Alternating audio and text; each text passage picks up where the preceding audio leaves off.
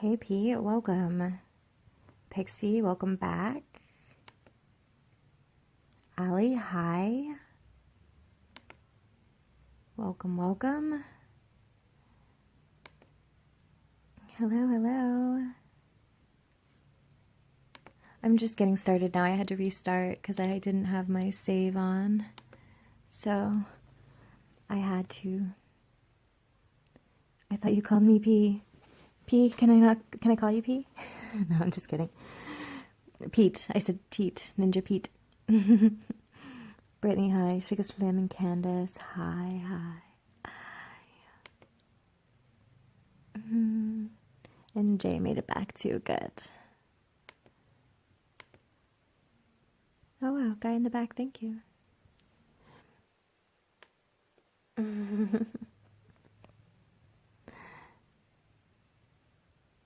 Allie. I didn't see Allie's profile picture. Oh, that's cute. With the horns. Super cute. Hi, Toga. Thanks for the lights, everybody. So, those of you who are just joining that weren't with me when I started this before, hello, hello. Shiga Slim, thanks for the like. We were just starting to process about emotions, and we were talking about how oftentimes when somebody asks, how are you, right, or how are you feeling, depending on the circumstances, they're not usually actually interested in what emotions it is that you're experiencing. They just are using it as some sort of greeting, and you're supposed to say, I'm fine, I'm good, I'm okay. But we were talking about how fine, good, and okay are not really emotions. They're not words for emotions. And that when we're interacting with people that are actually interested, people who do seem to care, and people who genuinely want to hear your story, like want to know how are you truly, it can become important to actually get into the habit of being able to identify what emotions it is we are actually experiencing, which I don't know how often we have the opportunity. Hi, Sophia, welcome. Because most of the time we're not paying attention, or we're not prioritizing it, or we're not pulling it apart enough to be able to understand really what it is that we're feeling. So I'm often encouraging people to get into the habit of being able to identify the things that you're feeling by a word, right? And it can be a simple word, it can be sad or angry or surprised, or it can become a bit more complex, right? Some of these words like judgmental or sarcastic or inferior are all some of these underlying feelings that are part of those root experiences, of those root emotions. Hi, Cole, welcome, and Jake, hi. Hi, Lilo, sorry. So thinking now about being in a position where you are actually, oh, thank you, Guy, where you are actually being asked right now, say, honestly and genuinely, from a person who does care, me, how are you feeling? Right? And try to use that wheel in the background to give some words to what it is that is going on inside of you right now. Thank you, Pixie. I'm glad. Sugar Slim's feeling mostly happy. Are there more words to the happiness? Are you feeling peaceful, powerful? All of them? Accepted, courageous, sensitive, loving, open, inspired. All of those? Wow, you're in a good high vibe place, it seems. Sugar Slim. Pixie is feeling distant and powerful. Well, I could get the distance, right? Because we're isolated, we're in quarantine. So we're not feeling close right now. Although I'm probably feeling closer to a large group of people through this app than I have felt, I don't feel distant from people right now because of the connections being made through this. But yeah, Pixie, it seems like you're also feeling powerful. Well, that's really good. What is it that do you think that's connecting to that feeling of being really powerful? P, hopelessness. That's not surprising considering some of the other things that you've shared, right? When we were looking at um, the different archetype stuff, remember that we were talking about yesterday, and we were looking at inner king, inner magician, and yeah, based on what you said about those two archetypes, that makes a lot of sense that that's the emotion that you're in. And I'm wondering, like, is there any way of shifting out of that? Like, is it that you're completely powerless too? Um, because hopelessness would indicate some level of powerlessness. Like, there's nothing that you could possibly do to change your situation. It's completely out of your control. Hello, Veronica. Pixie, like I have a lot of potential power. All right, I got that. So maybe not feeling like you're exercising a whole lot of power in your world right now, but that you feel like the build up, like a seed about to hatch, or a seed about to sprout, or an egg about to hatch, right? Like that power, that force of something that's about to come and erupt, right? Lilo, vulnerable and inferior. Okay. Are you able to make some connections, Lilo, into the reasons why you're experiencing those emotions? Other people in your life that are putting you down and making you feel like you're not worthy, and are you feeling like you're unsafe? Are you in danger? Are you feeling threatened? Pixie, I'm connecting better online than in person. I just feel a great desire to love, especially teens struggling through life.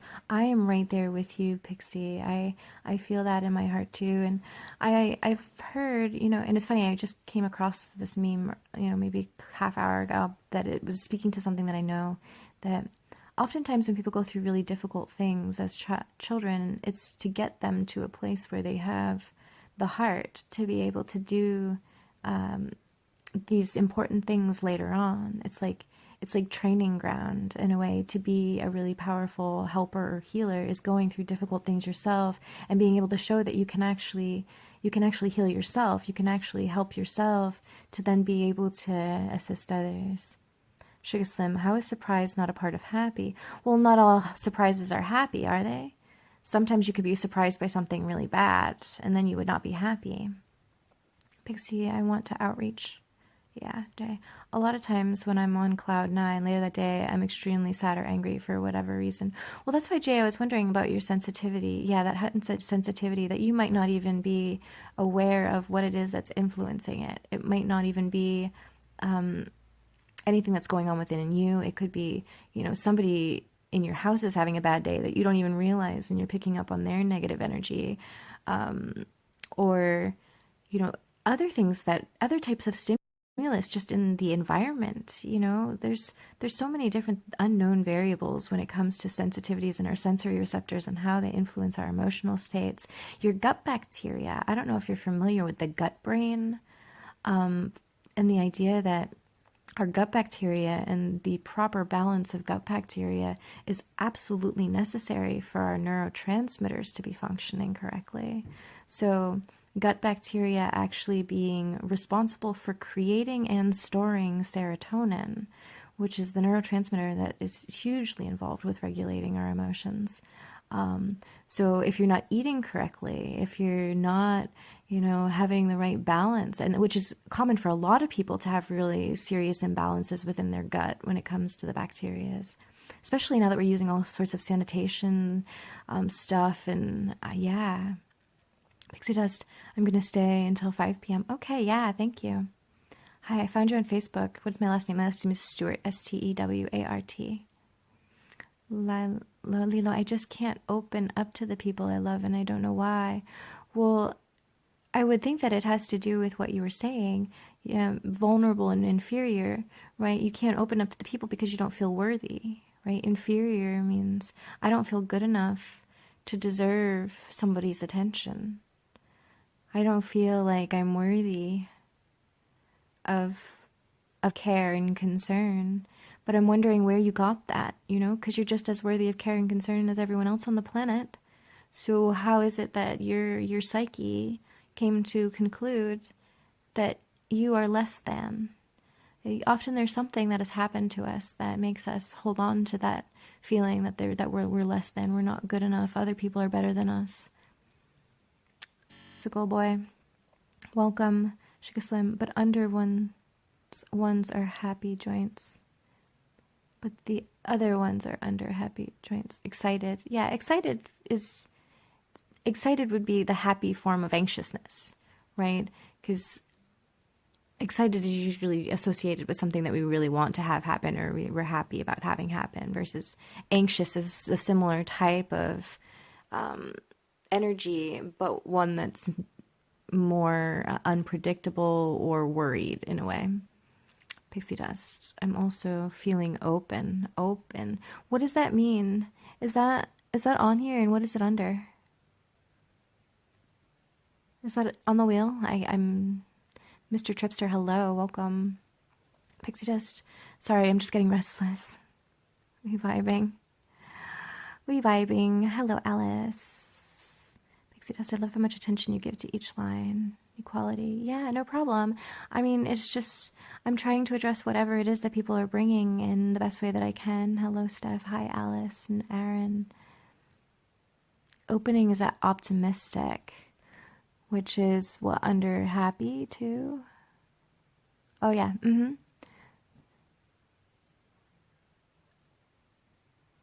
And you can see how it's kind of on that line, right?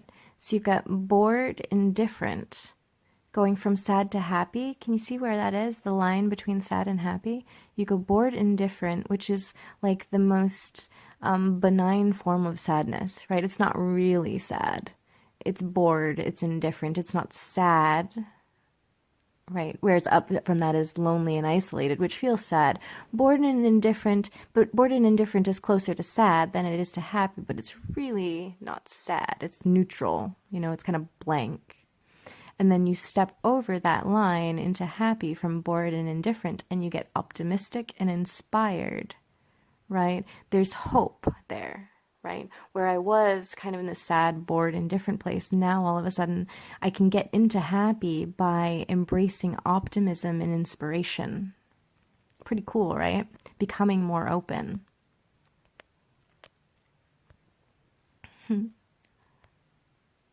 Open is that optimistic, happy, optimistic, open. Yeah. Jesse, hi. I see inspiring words. Yes. Thanks for the like, guys. Anyone else, feel free to weigh in. Scrolling, so you can swipe right on the chat to be able to see this wheel in the back closer. And just weighing in, I'm asking you authentically, genuinely, not as just a greeting, how are you feeling? I'm okay, I'm good, I'm fine. I'm hoping that you can identify some words from this wheel that describe what it is that you're feeling right now, so we can explore and discuss it. Oh, thank you, Erin, for the spoon, by the way. Yeah. Pixie, hello. Jay. Aw. Oh, yeah, because you haven't been making them because you've been doing your own. But I'm glad you were able to make this one. Other people, let me see what I'm feeling. I want to identify. Looking at, I am feeling accepted, interested, peaceful, optimistic, sensitive, hopeful, loving, respected, confident, even amused. Yeah, you all amuse me quite a bit. Inquisitive, I'm feeling that one. So I relate to feeling a lot of those happy experiences. I'm wondering though if there's anything that's there that I'm not wanting to look at, right? My shadow aspects of my situation that I'm trying to deny, but maybe I'm a little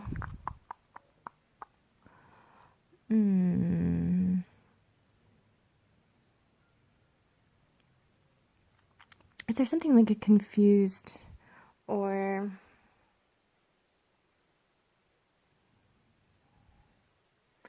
yeah, sort of like yeah,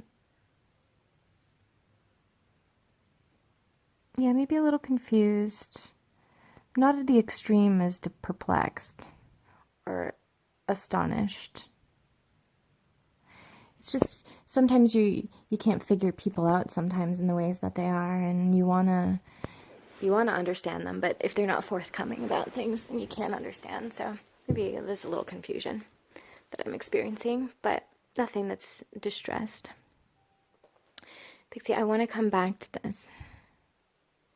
Took tonight off, too sleepy. I hear that, Jay. I took a nap before this. I got about a half hour before I ate dinner. See, any negative? Yeah, that's, I think, the only thing that would be considered. I don't see negative, positive. Those are subjective, but maybe some distress. The distressed emotion versus the happier emotions, feeling a little distressed, and it's not to the extreme of being distressed. Maybe just a little confused. Where is hate at? Well, I would say hate isn't necessarily an emotion per se. It's something that we would associate with our anger.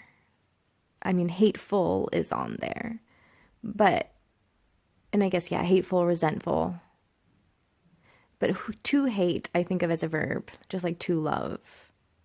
But yeah, the emotion would be hateful, like full of hate, which would also translate into resentful or even like furious, enraged. And yeah, it's under anger. Horniette. I think that would be intimate, playful. Yeah, I think that would probably provocative, maybe. Can fall under some of those categories. Pixie Sweet Handy. 2 a.m. Usually sugar. I missed that.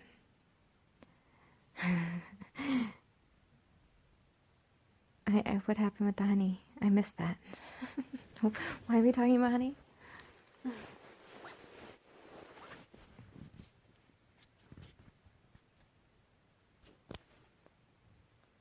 Oh, with the honey pot. Now I see. Oh, bother. Oh, bother. Is that what you're referring to, Winnie the Pooh? Because if it is, you will love my next stream, 10 a.m. or 10 p.m. Eastern time. If that's supposed to be a honey pot referring to oh bother, yeah, you will like my later stream. Hello, Serene. Welcome, welcome. So, is it that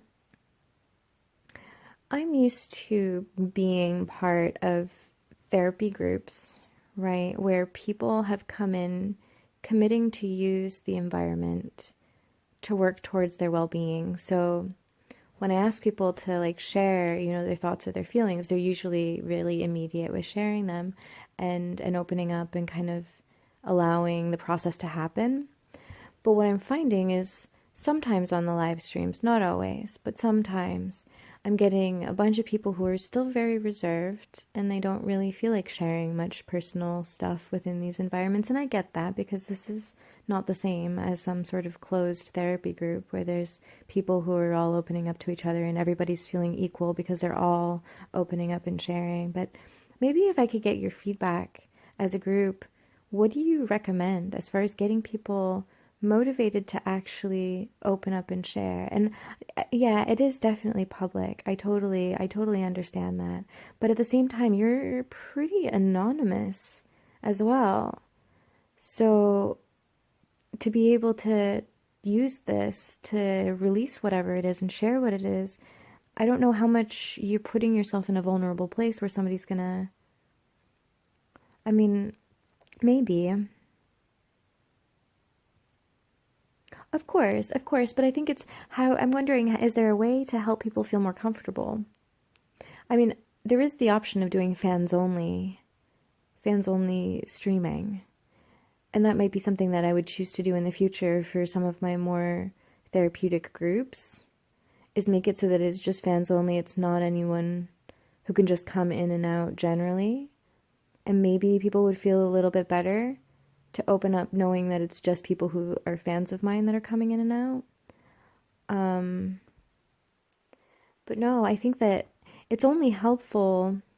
Well, and you know what? That's not true. I think that I'm minimizing how helpful it can be for people to just sit and listen to the information that's being communicated, and to hear the feedback that other people are getting, that I'm sure even the people who are being silent and not offering their personal stuff are still receiving.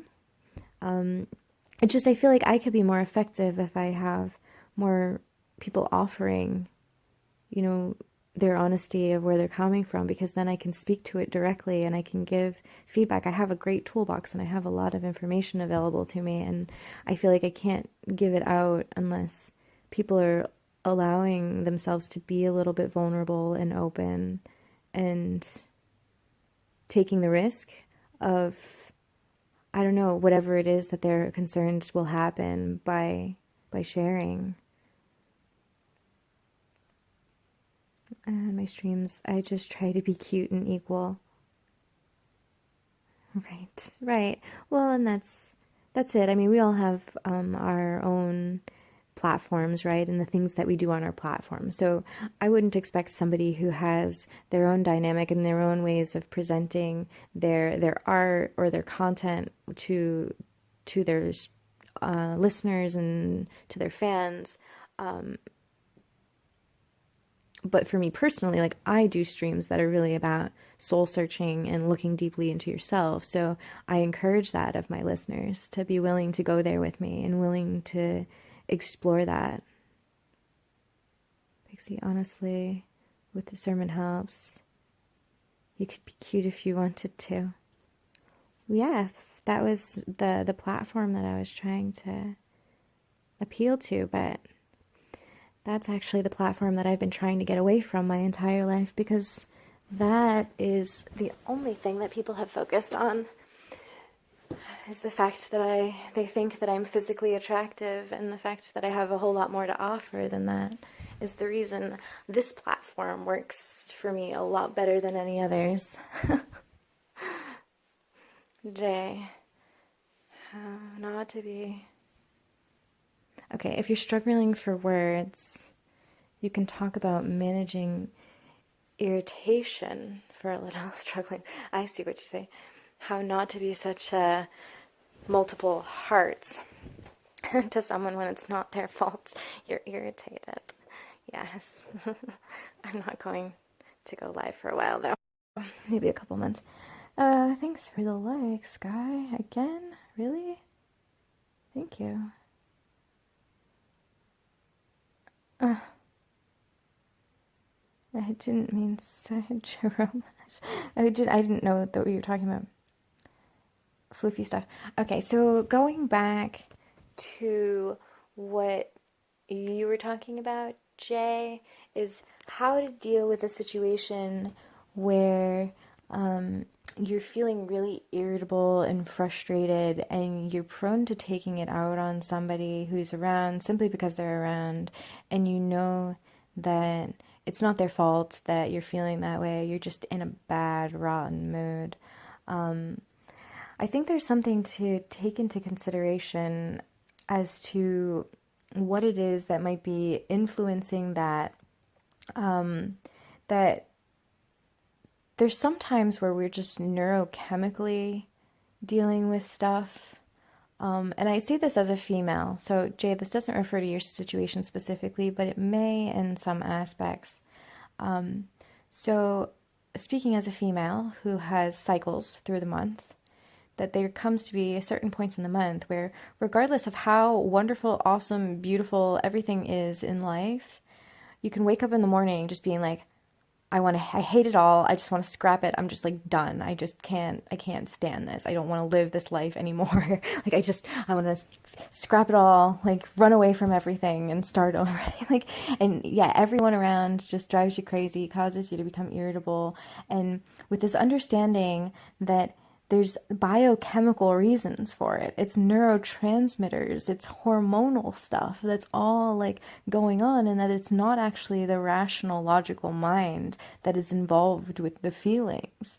And yet it's responding to it, right? It's like when I'm feeling that way, my mind then wants to persist and try to create a reality that is bad. Even if my life is good, it's like my mind will just then want to start like searching for reasons why I need to hate my life, because there's something that feels inside like I have to. And it's really weird how our biochemicals can do that, right? And I think that it's not just females that go through that, Jay, that often people who are diagnosed with like some sort of chronic mental health issue, like depression or bipolar or things like that, I do think that there is some connection between some neurochemical stuff that's happening with them that might not be as easy as, all right, just think positively or do some changes to your life and become happier with your life and you'll be happy. Because sometimes that's the case, that people who are should be happy, like everything in their life is fine, they've got everything going for them, and yet they want to end their lives because they're just so miserable. They can't get out of bed, they're sad, they're depressed. Hello, girl caffeinated and Perry and Azrael.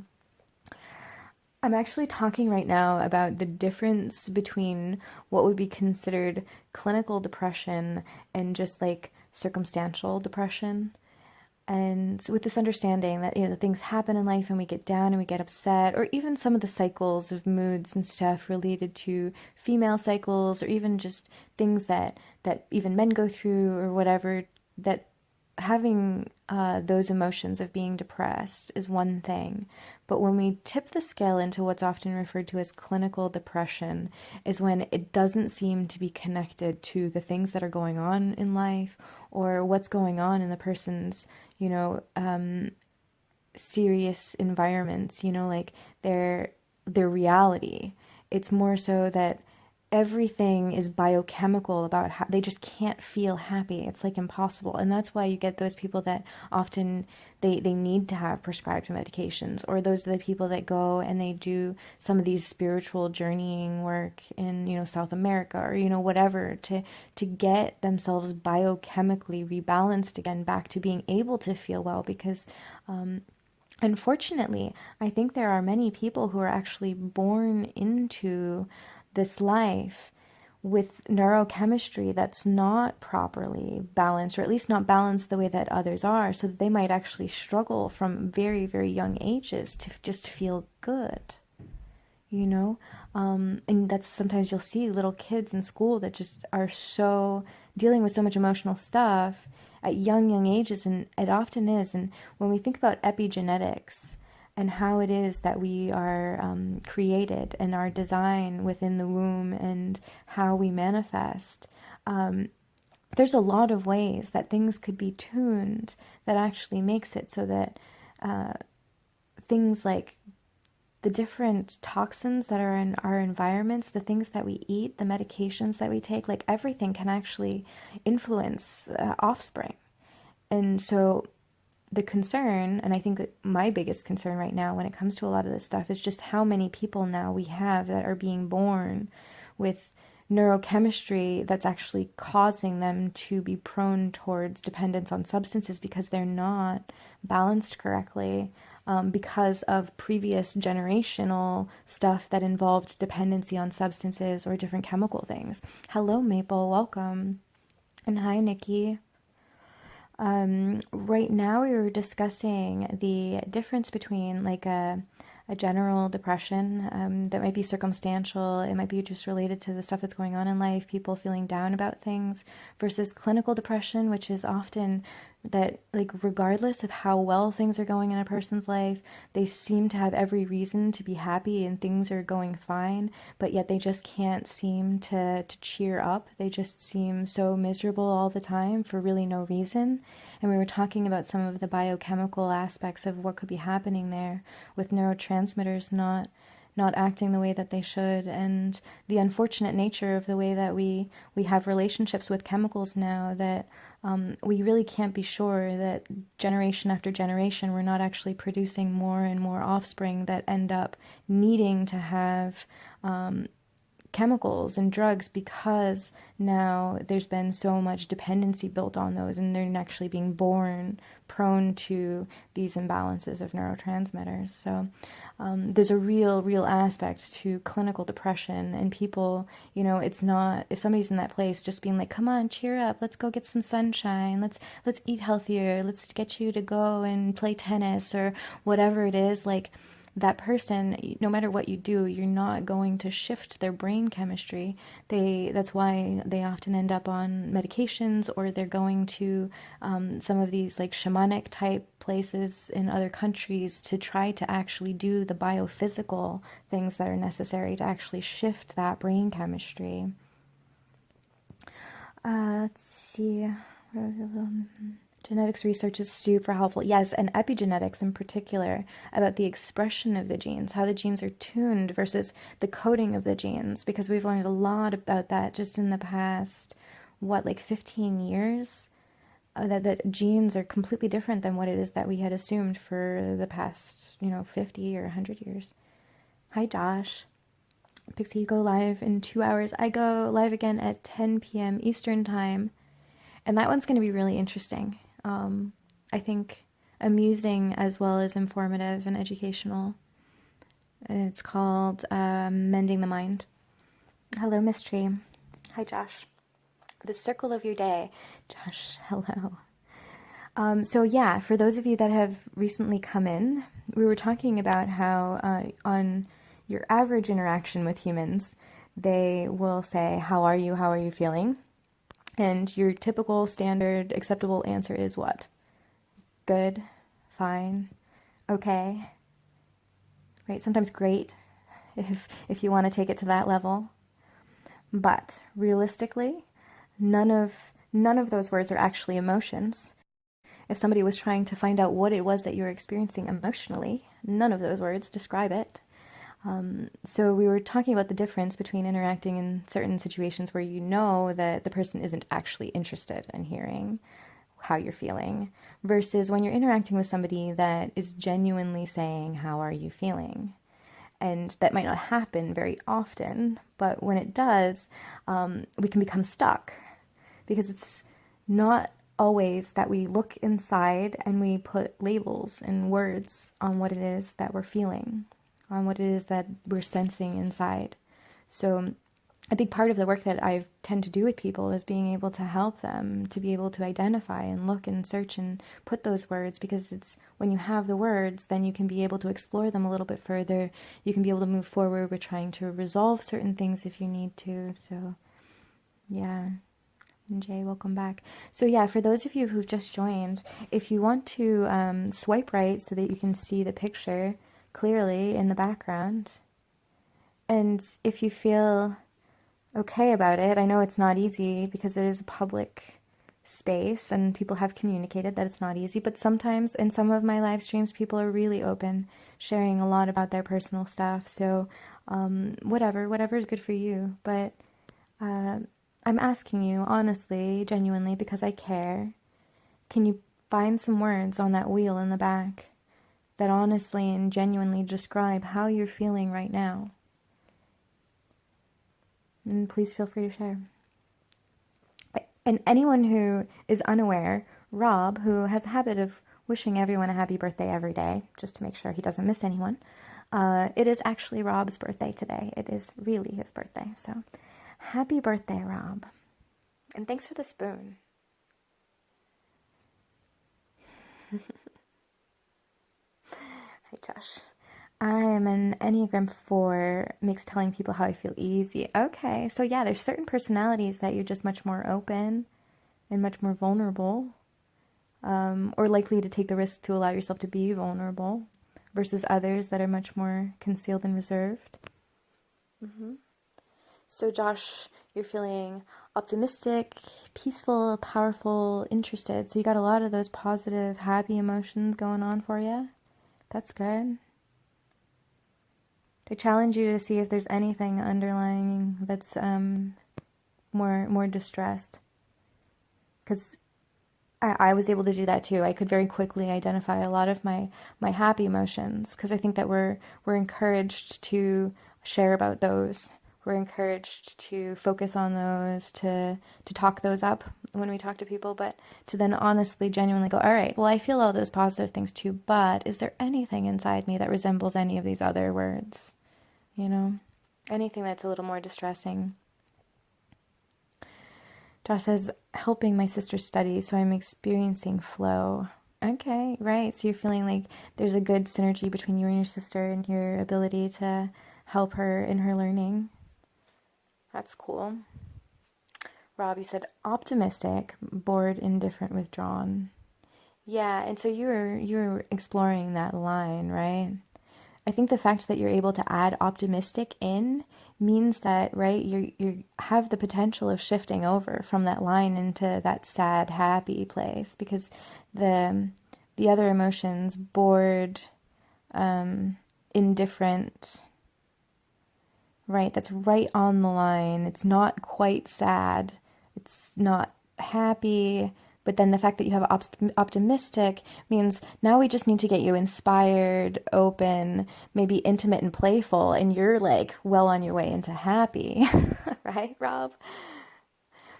Josh, process new information is nice if it's not my homework.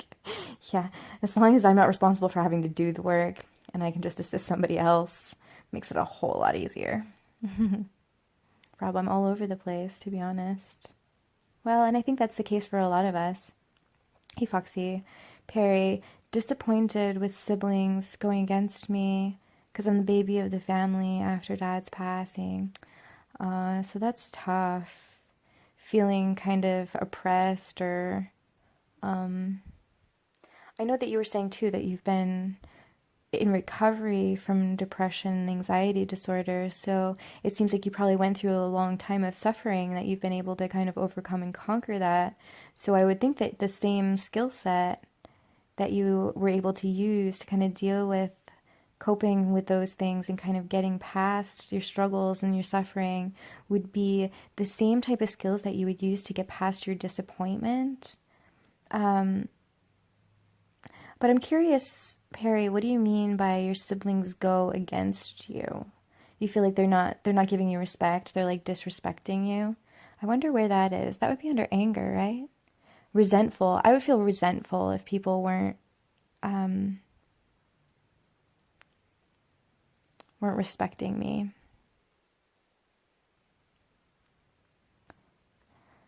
Let's see, moving on. Girl caffeinated. Inadequate but hopeful. So the inadequate would feel like you're not living up to whether it's your own expectations or somebody else's expectations of what you should be. And I don't know if that is related to some actual feelings of failure in your life or if it's that somebody gave that to you at some point, like just made you feel genuinely that you're not worthy or you're inferior in some way. But the fact that you also feel hopeful is really good too, because it means that even though you might be struggling with some of that stuff inside, that you do feel like there's a light at the end of the tunnel, or that you're on a progress path, like you're trusting the process, that you're learning and you're growing and you're becoming better. Nikki says confused, insecure, hesitant, withdrawn. Confused, insecure, hesitant, withdrawn, meh. I get that. I can feel that energy. Meh. So, confused, I guess that would probably be circumstantial. There's probably some very specific things that are involved with your confusion and what it is that you're trying to understand but you can't grasp. Insecure, I think, is probably likely connected in that way, like to inadequate, right? Or or insecure in the sense of feeling fear of loss, right? That you're walking on shaky ground, or that there's some problems within the foundation of what it is that you've got going on, and so feeling vulnerable in that way. And that would make sense why you might be hesitant and withdrawn, because you're not feeling like you're on solid ground. So it's like, how can you walk confidently when you're worried that the ground is going to start shaking at any moment, right? Hi, Jordan. Welcome. Rob, I'd be way more excited and hyper when that happens, and I'd be really annoying. No, I would like it. Let's focus on that, Rob. We'll just like intend to push you over the line from indifferent and bored to inspired and playful. That sounds good. We'll do that. And so mode it would be, I'll just wave my magic wand.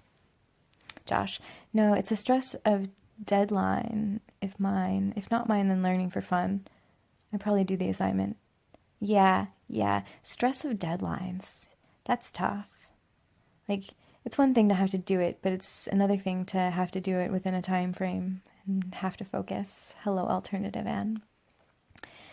Perry, yes. Gotcha. Josh, responsibility stresses me out, I think, right? So when it's easy, when it's like, oh, okay, I can just offer my assistance, nobody's expecting it of me, I can just help out when I want to, freely offering of myself. But then all of a sudden, when it's like somebody is expecting something of you, or demanding something of you, or holding you responsible to having to do a thing, then it's like, oh, now it's burden. Right? Or now I have to sort of live up to an expectation that's been set of me.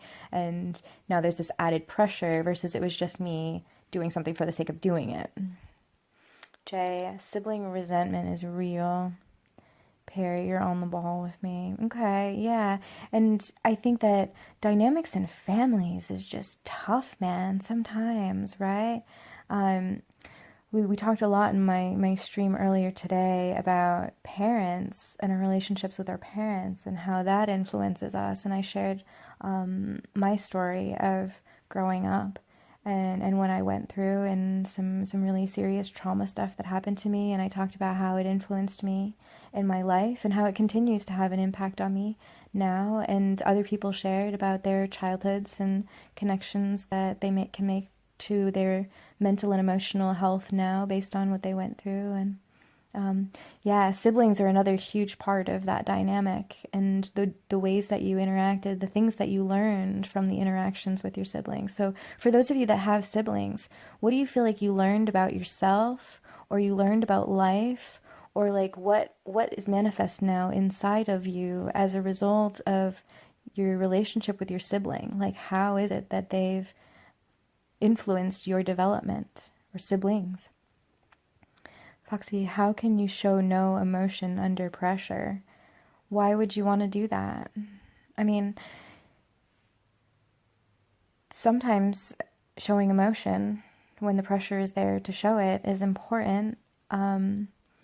If you're dealing with like a crisis situation, and it's important to be able to maintain your emotions to deal with the pressure of the crisis. My only feedback on that is practice. For me, I can usually be really, really calm and deal with crisis situations without getting worked up.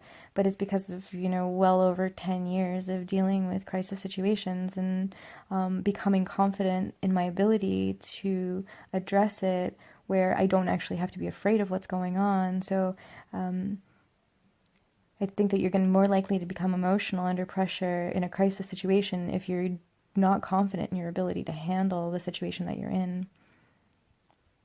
Taystan, hello, welcome. Hi, Medusa. It's good to have you. I'm probably way up in the chat now, but I do want to give good time to everybody's comments. Thanks for the like, Medusa. Going. Hello, Pete.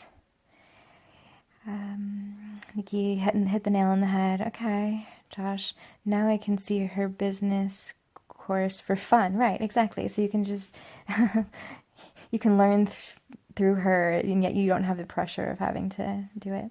Medusa, feeling tired, fear, disgust, anger, sad, but feel optimistic about my life with my child. Okay, so you've got optimism and thoughts of the future that are making you have some of the happier experiences on this wheel. But I'm assuming that it's things that you've been going through or that you went through in the past that have left you feeling wiped out, afraid of repeating the same patterns, just kind of sick and angry and sad over the things that have happened. Your like inner griever is doing a lot of grieving. No, Josh, you're funny. Okay, I hear you for your understanding. Medusa, my siblings is like my son. How so is your sibling like your son? Like influenced you in the same way, like motivates you to do your best? Because sometimes that's it. If our siblings look up to us, like want us, if we feel like we need to be strong for our siblings or set good examples for our siblings, then they would be motivators for us to be doing the right thing and making the right choices and even being healthy for ourselves, because we know that by taking care of ourselves, it's going to be the only way that we can take good care of the people that are dependent on us, like children or younger siblings or things like that. Jay, my brother's good for revealing the things I don't like about myself that I don't realize are there because I see them in him. Right. So some of those things about our closest relationships are not that they bring out the best in us, but that they bring out the worst and that they allow us the opportunity to see our worst. Because when we get pushed and the things that come out of us are really ugly and we end up really ashamed for the way that we acted, that's really important for us to see. And it's almost like a gift from that person that we got to see it, because then we can learn about what it is that pushes us to that point, to learn how to do things differently next time so we don't have to have our ugly come out like that. To learn how to set better boundaries, how to communicate more effectively. We learn and we grow as a result of some of these really challenging things, right? Like, you think of it like a video game, right? You go into playing a video game, you don't expect it to just be all sunshine and roses and to be not hard. You don't expect it to just be easy, right? You expect there to be battles and opponents and it to be challenging and difficult, because it actually gives you the opportunity to show what you're made out of, right? And to become stronger through the process, through the practice of dealing with these battles, right? Thanks for the like, Foxy. Girl Caffeinated. Contrast, balance. My brother is my opposite in many ways. He evened me out growing up. Interesting. Can you share a little bit about the difference between, like, what is your way versus his way? Like, how are you contrasting or balancing? Medusa, daughter. Oh, did I miss something? Oh, my daughter is like my son. Gotcha. Oh, it's with my son. His dad left me alone. Our parents are not with us. Okay, I see. So you're feeling like you're in a really difficult situation, but at the same time, the fact that you are feeling optimistic about your life for you and your daughter means that it seems you are actually feeling that his dad leaving was probably the best thing for all of you to be able to move forward and be healthy, whereas it can be really difficult and it can be challenging, and you're still probably stuck with all of the painful stuff that happened as a result of the situation. But there is something that's really relieving when we know that we've closed a chapter and now all we have left is to continue moving forward and writing a new one, right? Medusa, your brother's very lucky to have you. Okay, I see. I got you. Taking care of my sister. Sorry, I said son and it's daughter. Got ya. T. Welcome. Hello, sadness. Medusa, now I've been a single mom for my child and taking care of my sister. Right, that's a lot. That's a big burden. But it seems like you're feeling optimistic in your ability to step up and be responsible and do it. And I'm assuming that there's some feelings associated with that too. Thanks for the like. Girl caffeinated. He's always been unflappable, unbothered by approval, when my default was people pleasing and anxiety. Huh. On the flip side, he sees very little of his own potential, where his strength has always been easy to see. Interesting.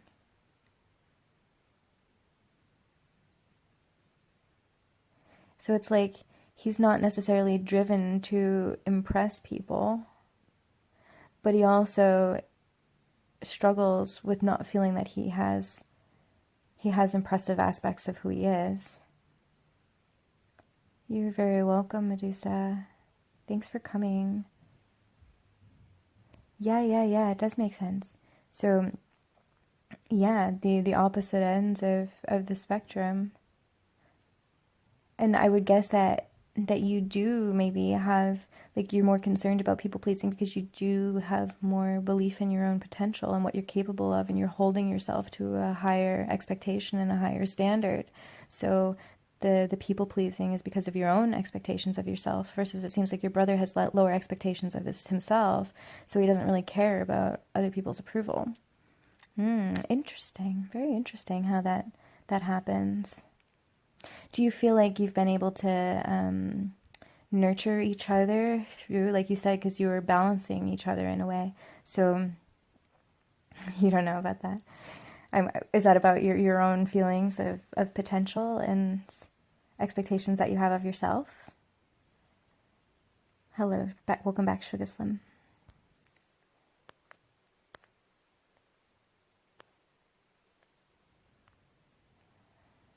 Anyone who's entering that wants to weigh in, swipe to the right to clear the chat out of the way. Take a look at that wheel in the back. And try to answer for me honestly and genuinely. How are you feeling right now?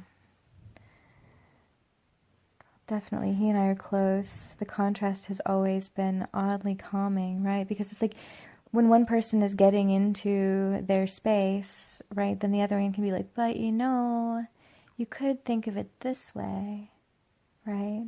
I know that you're thinking of it that way, but you could think of it this way instead. And then having that other perspective can sometimes be really helpful.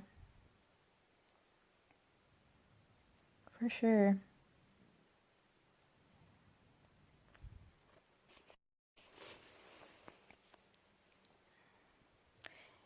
Yeah, that's what you were saying earlier too. Hopeless, powerless. I think you said you, Pete, you followed me on, you said Insta, but I didn't get any private message, I don't think. I can go back and look. But that's a really difficult place to be in, feeling powerless and hopeless and worthless. There's no way possible to get out of a miserable situation. And I would say that it's actually very rare that that's really the case, that you are completely powerless and hopeless. That often we do have some control, some ability to actually do something to move our lives in a better direction. We just aren't aware of it sometimes. We think that we don't have any ability to make any difference or make any changes. But more so, maybe it might be that our motivation to do some of the things that we could do isn't strong enough, or we're just not aware of some of the options that are available to us. So that's why I'm feeling like if that's the place that you're in, Pete, is that you're feeling hopeless and powerless and like that everything is out of your control. I think that there may be value to some personal, like more private conversations where I can try to help you figure out if that is actually the case, or whether there are things that you could be doing differently to be improving your situation, or making you at least feel more powerful, more hopeful in your life. Stone infused watermilk, hello. Ninja, I don't legally have control of myself, so it greatly limits what I can do. Understandable. But that doesn't necessarily mean that you're worthless, powerless, or hopeless. Just because there's certain aspects of your behavior, it seems, that you probably don't have control over because of things that have happened in the past. I'm getting that probably somebody determined that you're not necessarily the safest to be able to make certain decisions for yourself. And so somebody in a court decided that there's certain decisions that should be made for you. But that doesn't mean that you don't have power in your life or that you're worthless or that there's no hope for you to have an enjoyable life simply because some things might be out of your control. I would say for a majority of people, there's a good chunk of our things in our existence that are out of our control that we can't do anything about, but it doesn't make us completely powerless, you know? Stone infused water milk. I just feel like nothing.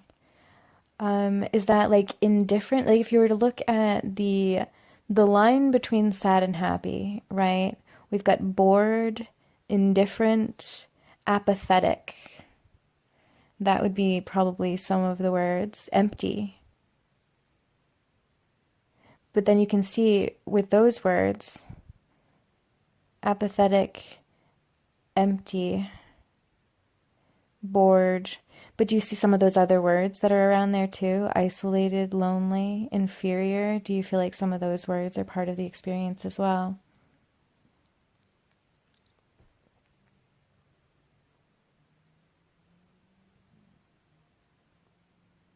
And I'm curious, has it always been that way, or is this a new development in your life that you were at some point feeling more more connected to your world, more emotionally experiencing of the things in it, and you've only more recently become apathetic?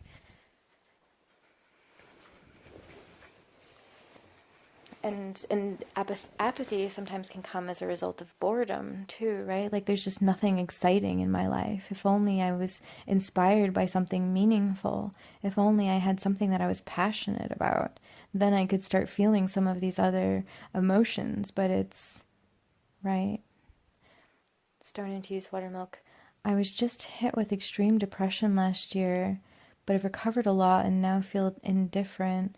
Do you feel like there was something specific that was involved with that happening to you? Was it a circumstantial thing that caused the depression, or was it like a biophysical thing? Did it clinical, like something that happened to your neurochemistry that made that happen? I mean, it's great that you've been able to move forward, overcoming the severity of that, and that if you were to look at this wheel, we could say that you're moving in the right direction, right? If you went from feeling extremely depressed, right? Depressed, inferior, empty, and now you're moving more towards apathetic, then continuing in the right direction, you're going into indifferent, but then slipping over that line into happy, you connect with being inspired and optimistic, right? Connecting with that passion, connecting with something in life that you're excited about. Then all of a sudden you can shift into happy. You're not really actually that far away from it at indifferent if you can look at it according to where it is on the wheel. And we can kind of feel what that is too. It's like indifferent isn't extremely sad, it's not extremely depressed. And yeah, it just takes a little bit of inspiration to shift out of indifferent. Jacob, hey, and if you can I talk to you? Sure, Jacob. Hello, Miss Jinx. Hello, PP Puncher. Oh my goodness. Stone infused buttermilk. I feel like all the abuse building up over the years has just collapsed on me. Yeah, so it just kind of snapped. Sure, that makes sense. Hi, James. So, earlier today, I did a stream that was telling my story. And I shared a lot about my own experiences as a child and the different things that I went through as well. The really like traumatizing things that, yeah, I would say at different points in my life, I felt like collapsed on me as well. And that, yes, it ends up being quite a mission, right? It's quite a challenge to have to overcome that, right? And to move forward and to keep moving in the direction towards happiness and satisfaction and what the full potential for our life could be when we've had a lot of that stuff in our history and we realize how it affects us and how it compromises us moving forward. But it is really important to understand that those things were part of the game that you're playing, right? Just like the video game, you go through level 1, you go through level 2, and each one has its battles and its trials and its enemies and its challenges, and you go through it and you get through it and you learn and you become stronger and you become more practiced in playing the game, and you keep moving forward. And yeah, you'll keep having struggles and battles along the way, but as long as you keep moving forward with this optimism of knowing that you are on the path to moving towards your full potential, right? I called in just letting you know whenever it's sure. Yeah, I just want to finish processing with Stone real quick and then we'll get you on, Jacob. As a result, I want to have relationships with people, but don't care to put in the effort to create bonds. Yeah, so I was talking about that in my stream earlier too, that the most significant impact on my life as an adult that came as a result of my trauma stuff as a child is in my close relationships with significant others, right? That the patterns and the issues that were part of my problem as a child with my parents end up like repeating and mirroring in those relationships, and anxieties and things that are absolutely connected to what I went through, but that are coming out in the present relationship. So that can be really difficult. But to have an understanding of it and where it comes from and why it's there, then you can work on resolving it and be like, no, but I understand the reason why it's there. It doesn't need to be there. There's no value to having it there. So you can work on getting past it and transcending it. Mr. Tripser, may I have your permission to possibly use this background picture as one of my background? Yeah, feel free. Go ahead. It's not mine. I I got it from the internets.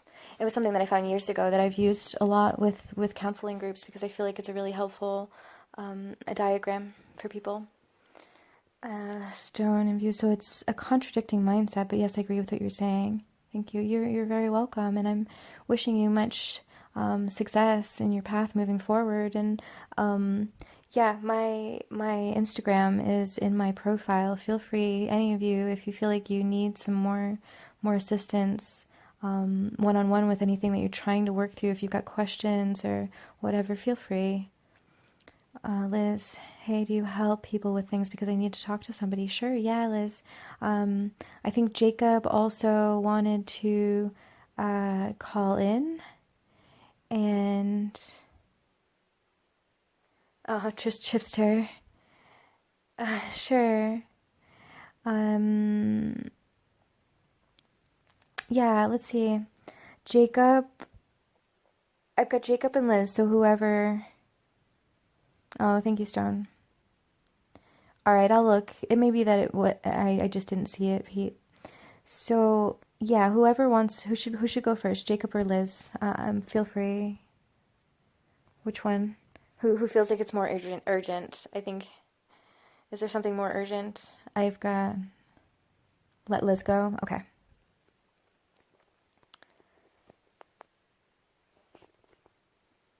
All right. I already invited Liz.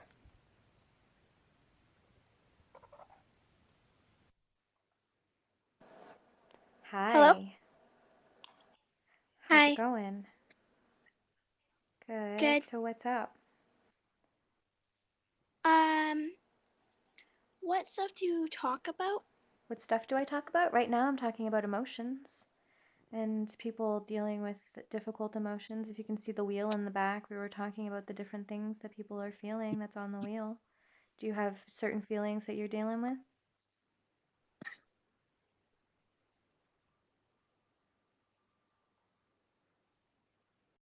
Are you there? Hello? Not hearing you, Liz. I don't know if it's just me. Can anyone else hear? No. All right. Well, then do Jacob now. Unfortunately. Liz was not able to be heard. Well, Hi, hello how are there. ya? I'm Is doing it, are you fine. fine? Liz, Fine, I'm okay, gonna good? Or do you actually have emotions? see that's the thing. I've been so screwed around with in my life. Honestly, I've stopped trying to show my emotions because that's just how I am. So I always tell everyone I'm fine and stuff like that. So that's just basically a mental barrier I've put up that no one's been able to ever knock down. Mhm. And I think that it's one thing to feel like we can't show outwardly what's going on with our emotions, right? Because sometimes it's just not safe. We don't have people around us that are going to respond well to what's going on with us emotionally. So if we try to express it outwardly, the the response we're going to get is not going to be good. But that doesn't mean that the emotions aren't still existing inside. And it's important to be able to actually identify what they are and be able to call them by name, because then you can look at them more closely to be able to understand them better so that you can try to resolve them so they're not just underneath the surface constantly being, shoved down, right? Yeah, and see, one of the reasons that I feel that way is the fact because, you know, it's kind of hard because, everyone thinks, oh, well, the model male is not to show his emotions, always try to be as strong as they can, and they have never, nothing wrong or anything like that. And I just, my past has taught me that no one, because I have bad anxiety, so instead of thinking about the positive outcomes, I always am quick to think about only the negative ones. And to me, that's destroyed most of me trying to show my emotions to anybody. There's only a few select people I ever try to show my emotions Right, to. right. And I totally get what you're saying as far as that stigma around guys and, excuse my language, but it's complete bullshit. It really is. Like we all Oh, have yes, it really we is really fucked up. have every reason to all be expressing our emotions, to purge, to release, to do what we need to do.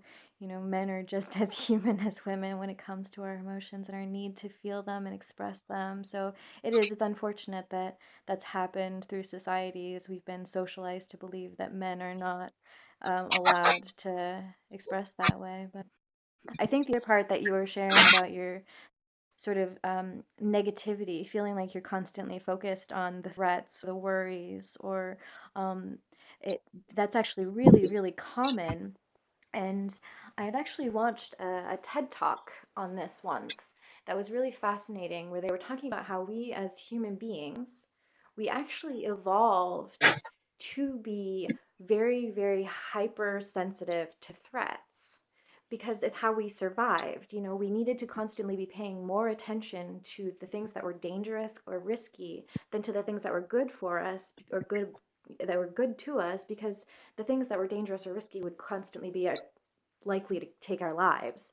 So we evolved to constantly be looking out for the threats and looking out for the things that are going wrong to try to prevent them from causing us harm. But now, in our evolution, we've actually gotten to the point where it's causing us harm. The fact that we're constantly looking for negative, constantly looking for threats, constantly looking for dangers that might not even be there. Like how often is our life actually in danger as a result of the things that we're worrying about in our heads? Often not. It's just, stuff that might not even be real, worries about something that's gonna possibly happen someday that hasn't happened, right? Yeah, Mm-hmm. and see, I'll try to talk a little bit. It's just the fact last night was the first night I've been able to sleep in my bed for a while because see I've been in the hospital over something that happened. I had a big emotional outbreak that caused me to do something, so I've been in the hospital for 3 weeks. So Wow. Yeah, that's tough. Do you feel like your time in the hospital, you're able to receive things that help you? it just it's kind of like it was when I first started having suicidal thoughts and shit like that. Like when my mom found out, she tried making me to talk to people, but that's just not how I am. And like when I talk to the person that I'm supposed to be talking to before all this coronavirus BS started, like like what it did. All it did was just sit with that mental barrier. It never got through it. Never got shut down by it. Just sat there for like an hour, and then it would just go away. Hmm. So it's like I felt good, but then that went away eventually after like 30 Oh. minutes. What do you mean? So you felt good as a result of what? I was talking to someone about stuff, but see, the thing, like, most of it started when the fact that, my parents got divorced when I was 5. So obviously I've had a stepdad, but like, I've gotten to the point where I get so pissed, and pardon my language, but I just sometimes want to knock them out. Hmm. Yeah, family dramas are difficult, and step parents can be difficult too, right? Because you got somebody stepping into a role of your parent who's not biologically your parent and trying to take the controls in those roles, and it can be really frustrating. And that's why once I turned 16, I actually have a good buddy of mine that lives up in Vermont, which is where my father lives, and he lives like an hour away from where my father lives, and I'm gonna go live with him once I turn 16. I'm moving out, and he's gonna take me in with his girlfriend because I don't know how, but they have like this big ass Yeah, fucking house. that sounds cool. And they're only 16 and 17, and they make a lot of Yeah. money. Well, and one of the things to consider is to ask yourself, is the things that you're struggling with right now, right? Like mental health wise and like your stress and your anxieties and stuff like that, is it dependent and a consequence of your environment? Or is it something that you feel like you're going to end up taking with you no matter where you go? And if that's the case, the I environmental think changes and I think a lot of it is environment, honestly, because I just where I'm at right now, it to me, I think it's mostly okay. environmental. So there's just things that are going on in your home and whatever that you feel like aren't really supporting your feelings of well-being or success or optimism or hopefulness or Yeah, whatever. And that if you were to find yourself in a different environment where there was more opportunities or more things that were stimulating to you and inspiring to you or whatever, then you would be less prone to getting into these negative cycles that end up, putting you at risk. Hmm. yeah. Hmm. And see, my friend, honestly, me and him talked a little bit. So, believe it or not, even though he's 16, he has a bachelor's degree in Wow. Oh, psychology. that's pretty cool. Yeah, and he helps me a lot, and that's like I said, the friend that's gonna take me in, and most of it is for the fact I feel like I can't talk to anyone about it because I'm just gonna be told, oh well, you're thinking about it too much. Stop, you shouldn't do that. Oh, how do you think I'm gonna feel? And it just constantly messes with me to the point where it's Oh, so you feel unbearable. like your emotions aren't important, or like if you're having negative feelings, then it's going to be a burden to other people for you to have feelings. That's tough. Yeah, and see, like I told my friend, I'll be happy once I'll be able to move in with him because see, me and him have already talked, and like I know he's gonna be there for me, and he knows I'm gonna be there for him. And one of the biggest things is the fact, I have honestly, I haven't been diagnosed with it, but I know I'm bad, and I have I do believe I have a personality disorder to where I change based on my mood and how I act and how I think and interpret Right. things because of Yeah, and I that. think that was my question with right. So obviously you're saying there's certain things that are circumstantial about the way that you're feeling about your home environment, but most likely there are pieces of this that are with you, that no matter where you go, you're going to take it with you. And so it's going to be, important that the environment that you go to is able to be nurturing to that and for you to recognize that you've got this stuff that's underneath the surface, and it's up to you to be aware of it, to explore it, to look at it, to do what you need to do in order to transcend it, to use the resources you have available, right? Your friends and the people that have skills and abilities to help you. And as long as you're moving forward on that path, right, knowing that you're putting the effort towards improvement, right? Like, there's nobody who's perfect. We all have our shit. We're all dealing with it. We always carry our shit and baggage around with us. But as long as you're working on it, that's what you should be proud of and feeling hopeful and motivated around that, right? Yeah. Oh yeah, and Ethan, I'm sorry to hear that. I just happened to look down at chat. I'm sorry to hear that. Not going to land close to suicide. Wow, Ethan, that's tough. And see, the thing, like I was trying to talk, I don't know if Liz is still in here, I think so. but like the thing where I was trying to talk to Liz, I don't know why, but like everyone always runs to me. Everyone can trust me. But see, this was before I started having my problems. And see, like once I've gotten those problems, because see, most of the time, I honestly, the worst moment I ever had was when I saw my friend not even 5 feet away from me blow his Wow. brains out over Yeah, no, something.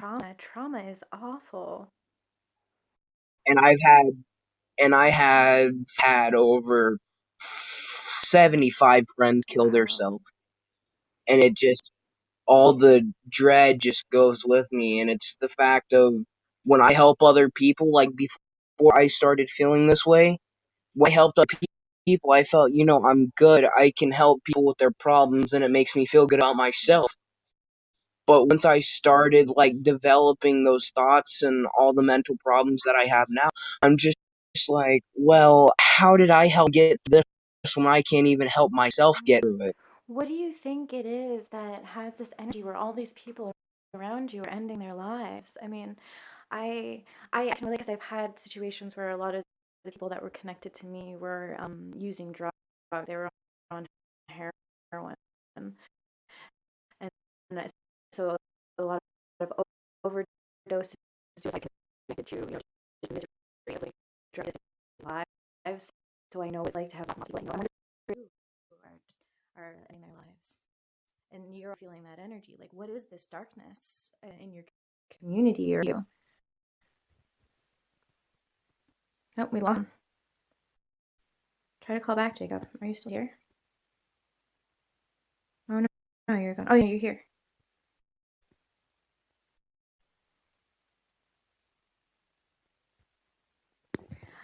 Um, so it looks like a lot of people, including Pete and Ethan, have had losses. Oh, Jacob, you're back. Okay. Hey, Gadget. Sorry about that. That must have been on connect. Like, honestly, I forgot where I was going with what I was saying. I was in it, and then it Well, like stopped dead when I looked I down was and saw all curious this. about what you think might be some of the underlying cause for seems to be so much depression and like suicidality surrounding you. You said like 75 people you know have ended their lives. Like, and then you also have this. So like, what is this darkness? Why is there something going on in your community? Has there been really terrible that's happened? I don't know. I mean, and I moved to a different state, and like I have friends that have like done that, and new friends that I'm trying to make have so many problems. It just they're all good people. I just think it's like my friend that the scientists can explain a lot of things, but one thing they'll never be able to explain is the human Yeah, brain. because I don't think that it's human brain. The mind is much more complex than that. And I agree with you that there's a lot of Exactly. phenomena involving our mind that we have yet to even come close to beginning to understand. But I'm very curious about it. I'm often very curious. And I do think that there is something about the way that we match up with other humans, right? Like you're your tribe in a way. If you're familiar with that idea, your vibe attracts your tribe. So whatever it is that you're projecting out, whatever it is that you're experiencing, your own vibration will often align you with other people that are in that similar place. And so yeah, and whether that can be good or bad depends on where your vibe is. Ethan, I'm sorry to hear that again, but think about it. Think about it like this, which, like I said, sometimes helping people like brings up that. Think about it like this. And I'm sorry if I bring like people upset to this. I know I'll make myself upset over saying this, but to me, killing yourself is the pussy way out. That's just how I think about it. Cause some way, somehow, I'm not gonna bring religious into this because I'm not that kind of person. Some way, somehow, we became a thing in this place called Earth that we live in an ecosystem that's on how we survive as species. And I think I think there is a set time, place, how everyone's gonna die. I mean, it's true. Everyone says, oh well, we die, so why not just die quicker? Think about if you never got the life.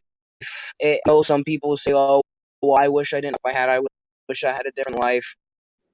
Think about if you had no life at all. Where would you be? You probably wouldn't know anything about anything, and you would be sitting there floating in space, just like, Yeah, what? it's an interesting point. Um, And I agree with you.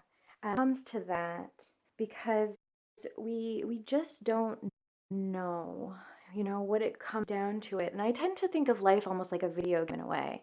Like you start the game, expect it to be challenging. Like it's gonna be difficult. There's gonna be battles. There's gonna be things along the way, and you're kind of expected to go through and take the challenge, be strong and courageous, and fight your way through and try to make the best out of your gameplay to the best of your ability. And I do feel like there's something to be said for choosing game over instead of actually putting the effort into playing a game and then kind of reflecting on what you were saying, ideas around what religion has said, ever about it. We really don't know. We don't know if there is actually some sort of consequence that comes from choosing game over. We can't say for sure. You might end up in some sort of limbo place where you can't actually move on to anything, or you could end up having to start over where you're suffering extremely from the beginning. It was game over instead of going through the suffering that you needed to. So it's not a guarantee that ending your life actually ends your suffering. It could actually make it much worse, and we can't say that it doesn't. There's many religions that say that it absolutely does. If you're going to make that decision and say, all right, I'm going to end my life, then you should be considering that you're with those potential consequences, that it could be much worse as a result of choosing game over. It's like, for example, like the game over point. It's like about it, for example, Call of Duty. You quit a game, Call of Duty Black Ops 4 specifically. You quit a game, it still counts as a loss, whether your team wins or lose. It counts as a loss. Think about that real life wise. You make yourself go to game over, you lose all your progress, you lose everything you had. Like she was saying, I do and don't believe there possibly is consequences for if you choose to select game over. Right, right. And not to say, that, and I think there's this fine line, right, where we think about people in really chronic suffering positions, like terminally ill or whatever. I do believe should have the right to choose game over.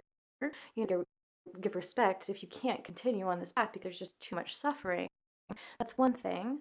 But again, still understand that you just never know what the consequence is going to be on the other side. And if you're going to make that decision, make sure you feel like you're ready to accept whatever consequence. Like you need to feel that the suffering in this life is so horrible that you're ready to take whatever possible consequence could come as a result of choosing game over. And that's pretty intense because you'd have no idea what the possible consequence could be. Yeah. Yeah. But yeah, Ethan, I'm really sorry that you're experiencing all of this struggle and difficulty. And I will say to you, just like I've said to everyone else, I'm here. I care. My Instagram is in my profile. I am a professional mental health counselor. I have a lot of experience helping people. If you feel like you don't have anyone, and you need someone to talk to, you feel like you're holding on, but you don't have to do it alone, feel free to message me. I will do whatever I can to help support you. It seems like there's a lot of people within my streams that are reaching out to other people and saying I'm here for you. Like I think this is a great platform for people who are feeling alone and feeling alone in their struggle to actually connect with other people who do genuinely care, and you can tell that they do. This isn't fake. You can tell. Yeah. You still with me? Yeah, I'm just trying to think about some stuff. Like, I'm listening to music because, like, sometimes music, like, chills me out. And, like, I was mellow and I'm starting to think about stuff. And just, like, some people, like, they think for the day, not for the future. Well, see, I think for the future, but that's a bad thing for me because, yeah. And see, honestly, like I was just telling my friend before I told him I was talking to you all in this chat. I was telling him, see, I predicted one of my ex's friends' death. She got in a car crash. Literally listed off every single detail, and they live in a whole nother Wow. continent. So you're pretty sensitive to your friends in some ways too. Yeah, and see, I have dreams about stuff that happens. Just like I was telling my friend. It didn't scare him. He was okay with it, but I had a dream about how he died, and I literally just like 15 minutes ago labeled off every single detail Yeah, about it. pretty intense. Um, I do want to Yeah, talk to what you were saying about how some people seem to be thinking just about this moment versus the kind of long term and thinking about the future. And I think that it's helpful to point out for people who might not be aware that, particularly if you're young, if you're still a teenager, if you're still in your early 20s, um, that your frontal lobe of your brain is actually still developing. It's not fully developed until you're 25 years old. And that's the part of the brain that's actually capable of thinking through long term consequences, problem solving. And when it's not fully developed, you tend to be much more impulsive, much more in the moment, much more emotionally responsive versus thinking through and being more logical and rational about what do I need to do now to make sure, things will be okay tomorrow and next month and next year. And so what happens, unfortunately, is that while people are young, they often end up making really bad choices while they're in really impulsive places when they're not really even capable of thinking too much long term because that part of their brain isn't fully developed. So if you're not aware of that, you can end up screwing up really bad while you're young, doing things that you end up regretting once you turn 25. And now you're like, oh my goodness, like I've got this life that I have, and it's all as a result of these things that I wasn't thinking about that back then. Like the stuff that I did back when I didn't have the ability to think about the future in the way I do now. In 25, you can end up kicking yourself or resenting your younger self for not being smarter about things, right? yeah. And talking about like the age and stuff like that, literally you just made me think about something. Like I know this is off topic, but this is like a little like laugh moment. Literally I'm 15 and like I have like a beard kind of starting to come in, and it's like all the way down to like the half of my cheek, and I'm just looking at it in the mirror in front of my bed right That's now pretty funny. because it looks so fucked up. Yeah. Ethan, but would you actually care? Because you don't even know me, and if I died, you wouldn't even know. You're right, and that's the unfortunate part of an app like this is that we're so connected, but there's certain ways that we're not, that people can just disappear, and we wouldn't have any power to do anything about it, which is really probably the most challenging and difficult thing about this app. But Ethan, I wouldn't take that as anything to say that I care any less. The reason why I'm here doing this is because I care very deeply, and I want to be at the right place at the right time to make a difference in whoever's life I possibly can. So if right now is the time for me to be at the right place at the right time for you, that's where I want to be. And that's my only goal in life. So that's kind of me. I just care. Like, I don't know, human person less valuable. Yeah. No, or any less meaningful. I mean, other people in your world may have made you feel like you're not important or you're not worthy or that they don't care about you. But there are people out in the world that care even about strangers and will reach out from a full heart. Yeah, see, that's. Oh, no, Sorry, no, I you was saying can go ahead. continue talking. But that's one of my big flaws. I I'm extremely sympathetic, and it's to the point where it's not even a pro, it's a con for me. Because, see, just like right now, I'm talking with my girlfriend, and like, I hate it because I I loved her for the longest time as we were dating, and it's just she can't talk, and I can't help her because she lives a few states away from me. She's being abused by her father. She can't go to her mother's because her stepdad raped her when she was little, and it's gotten to the point, just like we had a conversation today. She's like, "Oh, well, if you don't love me, I understand. If you don't like me, you don't like me." And I said, "Well, I do like you. It's just I don't want to hurt you because I get so sympathetic, it backfires Mhm, on me. mhm, Like when one of my exes broke up with me, that completely tore me apart because I thought, what did I do wrong? How can I fix it? Can I fix it? Will I mhm. fix The it? tough part is that when we personally come from a place of internal damage in one way or another, when we ourselves aren't whole or feeling totally well in ourselves, we're often going to align with somebody else who also has that similar vibe, right? Your vibe attracts your tribe. So what happens is you get two people who are very much damaged from their history, from things that they've been through, that come together trying to support each other and love each other, and oftentimes they do, but their damage is not really conducive to being healthy as a couple. So they can end up actually causing more harm to each other than help in the long run because they're operating out of a place of damage that really isn't the best place to be able to assist the other person. Um, so it's tough when you end up the only person available, like this person's completely alone and isolated, and you, as an unhealthy person, are the only one they have.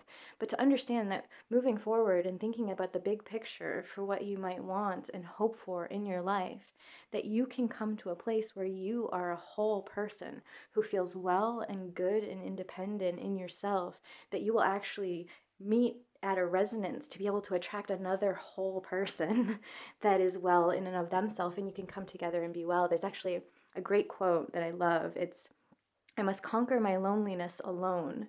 Two halves have no choice but to join, and yes, they make a whole. But when two wholes coincide, that's beauty, that's love." So it should be each of our own goals to work on becoming whole in and of ourselves so that we can meet a partner in a way where we can actually match and be strong for one another versus just being weak in ourselves and clinging to each other to try to feel whole because it doesn't work.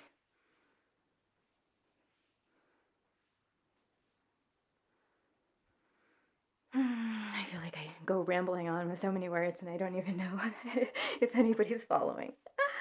That's okay. It's there. Put the words out there. You can. Yeah, I'm following. I'm just trying to think right now. I'm looking through some of my stuff, which honestly I shouldn't be looking through it because like it's starting to stress me out even more. 'Cause, see, I have less than a week to get like over like 250 assignments done, and if not, I'm gonna fail, and then I'm gonna have everything taken away from me, and I won't be able to contact Yikes. people, and it. Yeah, and you're saying you're prone to anxiety as it is. So that can't help. What I'm guessing is that there's probably some things involving your own choices that have you in this position where you're stressing out. Maybe some procrastination. Yeah, and Yeah. the biggest thing about it, it's like what I heard. As you can see, I have a mango in my name. I'm in the mango family, and I was just in Mama Mango's stream, and there's someone talking about this, and I feel this so bad. It's extremely hard because when you're at home, you want to relax. You're prone to being able to relax, not worry about nothing. But because of this COVID-19 pandemic that started, you have to start changing your environment at home to a work environment, which is hard for a lot of Right. younger people, which I find really ignorant because they're still going to fail students because they can't make that change that quick. It No, you're right. So independent study like that is something that some people can do really well, but other people really can't. They have a hard time structuring their Yeah, time, I being can't able do to it at all. focus, being able to avoid distraction or whatever. It's like they really need to have this really structured environment and other people holding them accountable in order to follow through because doing it independently can be difficult. Um, which, yeah, it seems like it really sucks for you now to be in this situation. At the same time, it's like, what can we do, right? Like, we don't have any other options. This is where we're at. So, the best thing that you can do is try to figure out what is in your power, right? What do you actually have control over? What can you do to try to align in a way that's going to make it that this is less stressful of a situation for you? And it may be that you ask for help from somebody to help set up a study plan or some sort of structure to your day or whatever, and then you commit to following it. Because if you don't, then you're just going to end up back in this stressed out situation, and that it would end up being your own decision making because you can do it. It's going to be harder. You got to put in a lot of effort, which sucks. It really does. But it's like the effort. I think what I'm gonna try doing, which I'm sorry to cut you off, but I think what I'm gonna try doing is tomorrow I'm gonna spend like 2.5 hours writing like a fucking essay and emailing it to all my teachers stating how it's difficult for this, and hopefully I might get a good fucking grade. Another stuff because like it's extremely hard for me because see how I am. I'm used to being able to, come home and relax, not do anything, not have to do anything. But see where this started, I've only done like two Spanish assignments, and it's not even the fact of that. It's just you got all these teachers. Oh, you better do this. You got to do this. You got to do that. Well, I can see when you're prone to wake up at a certain time, go to a certain Mm, place, your work mm, environment. It's right. easier to work from that environment because you know what needs to be done in Right. that Can I give environment. you some advice on that essay? Just because I feel like there's a certain way that you can Yeah. approach it that would get more or less, positive response. I would say that if you go at it kind of like an attack, like this isn't fair to me, you need this, and I'm being stuck in this situation, and this like if it's more like this attack, defensive like attack, it's not going to be received well. Versus coming at it from a very vulnerable, like authentic place of I understand for other people independent study is probably easy, but for me, it's actually extremely hard and it's causing me a lot of stress because I don't feel like I'm capable of creating the structure in my environment to make myself successful at being able to do the work. And I'm feeling really stressed and I'm wondering what it is that you, as my teachers, can do to help me right now because I don't feel like I'm capable of doing this on my own, right? It's getting them in a place where they start feeling for you more, right? And caring about where you're coming from versus feeling like, oh, he's just defensively, he just doesn't want to do his work. And so he's just going to get angry at us for it, right? Yeah. Make sense? Yeah, it does. And see, I think honestly that's the worst thing that's come out of this pandemic because I understand. I mean, for older people, oh well, we're losing money. Oh well, let's just do this because hey, at least we're getting these checks that we're supposed to be getting. But I mean, think about the youth. You say the youth is our future, and you make the youth go under pressure and the feeling of it wrong or, or mistakenly do going to be criticized Mm, for it, and that's going to destroy our future. right. Yeah. Really a situation to be in right now. And I know that there's a lot of yeah, a lot of really, really deep, serious feelings that people are having about the crisis situation that we're in right now. And I try not to go into it too in depth because I've been there, done that, and it's a really really uncomfortable stuff inside me that I just don't feel like is worth keeping there. I'd rather focus on other things than what's going on in that realm right now, because there's just so much yuck. There's just so much yuck emotion that I just don't want to entertain in my consciousness right now, because it doesn't feel good. It feels toxic. So continuing to try to navigate to the best of your ability to keep doing what you can for yourself, self-care wise, just to keep, riding the wave, right, to the best you can, knowing that that's all you can do in your gameplay, right? Like, this is your life, it's your game. Things are difficult. You're going to run up against the challenges and the battles, and you just use the strength that you have and the resources available to you to do what you can and keep moving forward. We don't sit down in the game and go, this isn't fair. It should all be easy, right? Like, this isn't fair. I'm just going to sit down and not play. I'm just going to sit here and say it's not fair and complain about how everything should be nice and it's not. Like, no, we don't do that in the game. We just keep moving forward, expecting there's going to be more challenges and feeling like we are ready to go up against them, right? Yeah. Alright. I'm gonna say this just because I'm getting like this kind of vibe from you. I think I'm gonna hop off the call and hop back on because I think you need a break because I can tell like you're starting to get to the point where it's kind of getting Yeah. tiring. And So I'm gonna give you actually, like a little break so you can. I started this stream and I realized that I didn't have it saved, so I restarted the stream. So I've actually been going beyond 2 hours now on this topic. So I do appreciate that you're able to sense that I'm getting tired. I've been talking a lot, and don't feel like it has anything to do with you or anybody else. It is my pleasure to be here and to help you. It is my mission in life. It is my only mission in life. It's the only thing that's important to me, is being able to be at the right time to help people at the right place at the right time. So, but yeah, self-care wise means I also need to take breaks to breathe and drink water and rest my voice too. Yeah, see, I can stay on call and I can like talk to some people if they have a problem, but like for real, like you need to take you a little Yes. break. Cause like that's the thing. Like I can think of details. I can also sense people on their behaviors and Yeah, no, actions. you seem to be very intuitive. So I appreciate you coming on and chatting with me. And like I said, my Instagram is in my profile. So feel free, if you're struggling, you're feeling like you're running into situations that you don't know how to handle. Feel free, anybody, reach out to me. I'm here. Yeah, I'm gonna take a break. I think I Alrighty, am.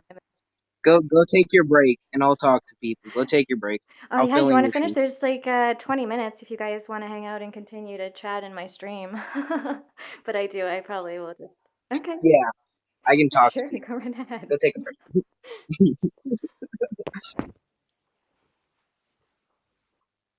All right, now that she's going to take a break, which is good. Anyone want to talk about stuff? Because I'm all ears right now. See, talking about some of my own stuff, I'm down to talk about other people's problems.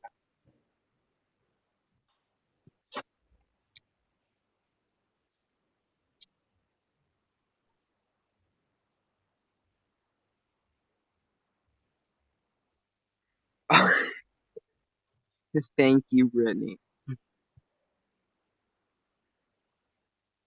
Or wait, are you talking to Shasta or me? I'm confused here. Because I honestly like don't remember like 99% of what I said, and I don't know if I said my age or not. So, oh, thank you. Hey, Ninja Pete's back. How you doing, Ninja? And Brittany, the thing is, I'm smart. It's just I don't want to put in the work. See, like the thing about me trying to make an essay tomorrow. Honestly, I hope that if I can get this and send it to my teachers, maybe the possibility of it being sent to district might be a possibility. Because the way I look on the subject, it's putting all the youth under stress. It's putting all the youth under pressure. It's putting all the youth under so many different emotions. And like Shasta was saying, it's hard because your frontal lobe, your frontal cortex is not developed. So your brain can't fully function based on the ability of the high standards you're set to, as for example, for a high school student.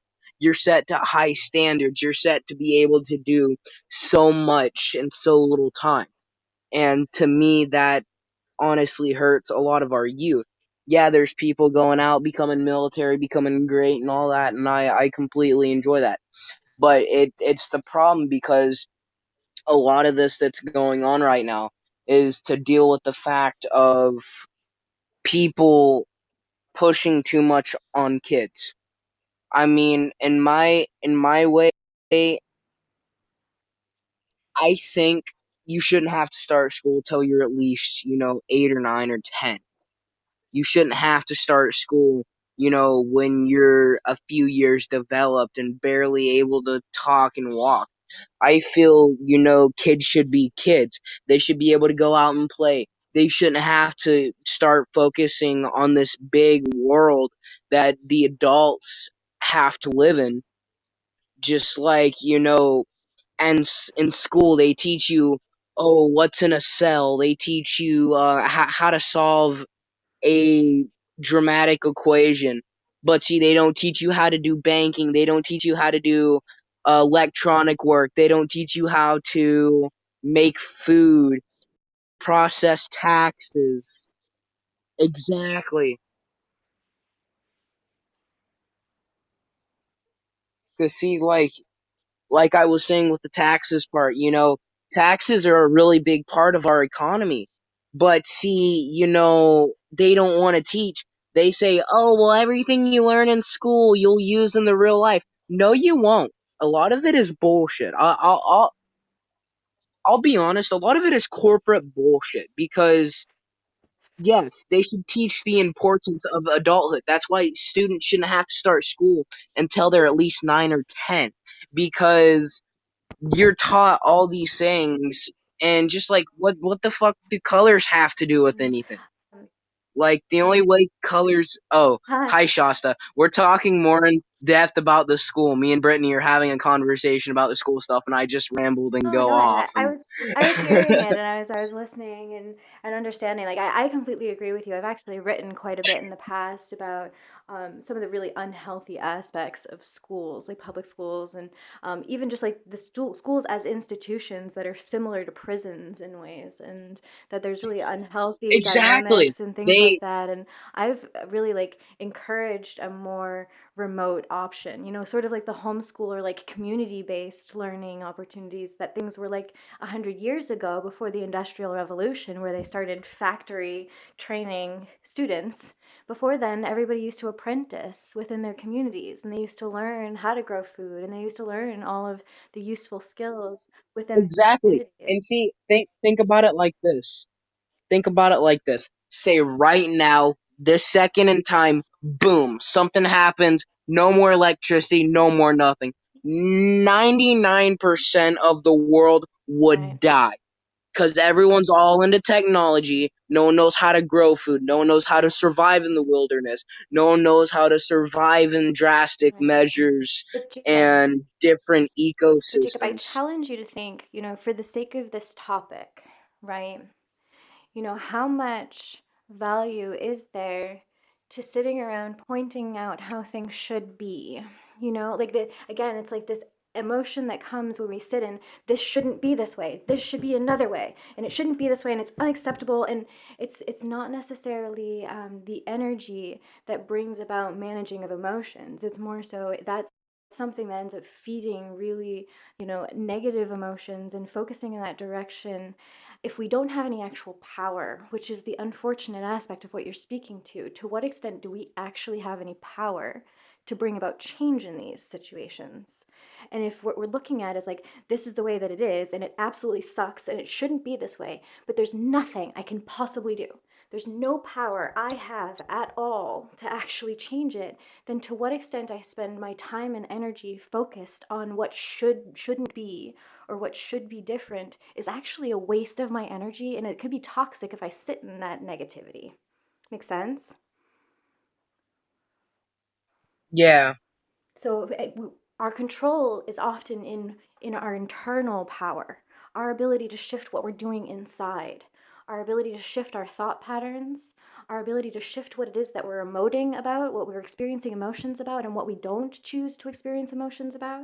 That's within our power. That's within our control. These things in the external environment are not. They're really not. Most of the time, there's very little control that we have over how other people do things, how systems and governments do things.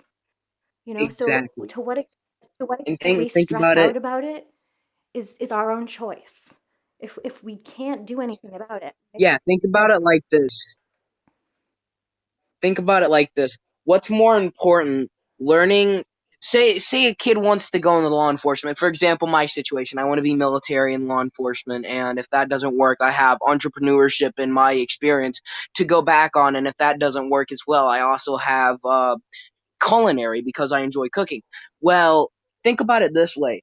In schools, they teach you a lot about mathematical equation. Math, you don't need to know it in a lot of areas. See, they try to teach you how to count money. That's more into Right. economics. Right, Jacob, That's I not feel like you're not math. hearing me though. Because you're hearing like the more that you're talking about this, the more I'm just like feeling this anger building up inside you. And what we're talking about is you Yeah, can and choose not to yeah, I focus need to on chill. that, I need to right? chill. Like you choose I not need to to chill. do that because there's no point. You can't actually change it. There isn't any power you have Yeah, to no, I need to influence chill. it. So your only choice that and your only power is in your ability of how you let it affect you, right? So I'm saying the more you think about how unfair everything is and you focus your energy on it, the more angry you're just going to be, and that's toxic to you. It's like taking poison and wishing everyone else would die. And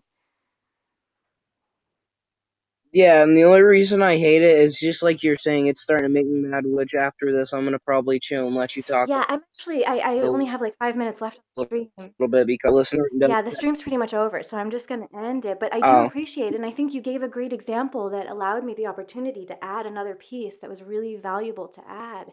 It's just I understanding that just where we focus our minds is where our emotions come from. Your thoughts come first. Where are you focusing your thoughts on?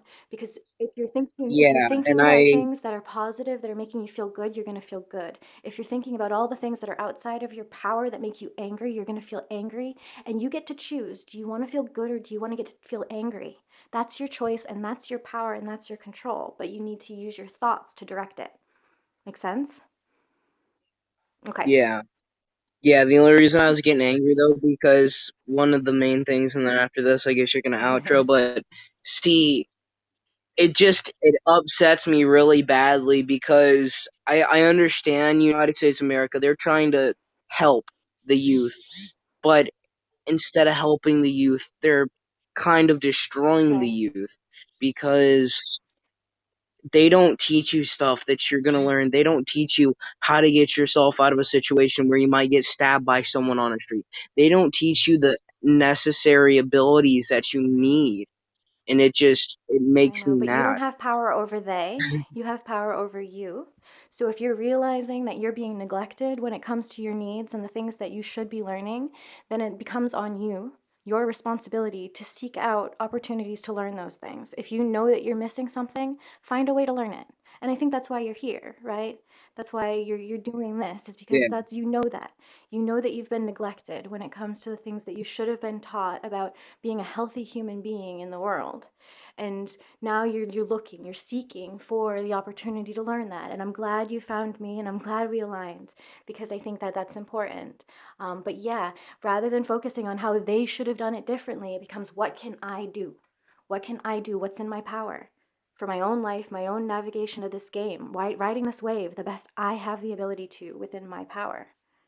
Yeah? Yeah. Yeah. Well, before you end this, I'm just gonna say if anyone wants to come talk to me, you can. I'm probably about to make a stream, like a talent show stream, and just talk a little bit because I I feel I just like need to chill out with something.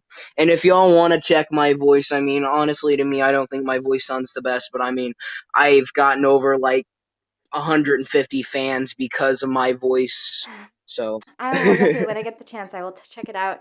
I'm going to take a little bit of a break, and then I have another stream that I do at 10, Mending the Mind, which I think is going to be a really fascinating one for anyone who has the opportunity. 10 p.m. Eastern Time. Come check it I'll be there. I'll be there. out. Awesome. Yeah, and anyone else who's available, come check it out. 10 p.m. Eastern Time. I will be live again. Um, but yeah, thank you all for joining me. It was a pleasure as always, and yeah, for you, Jacob, for thank you for joining me and for chatting. And yeah, I'm gonna log off. I'm gonna take a break. Alrighty. Good night, Take everybody. care.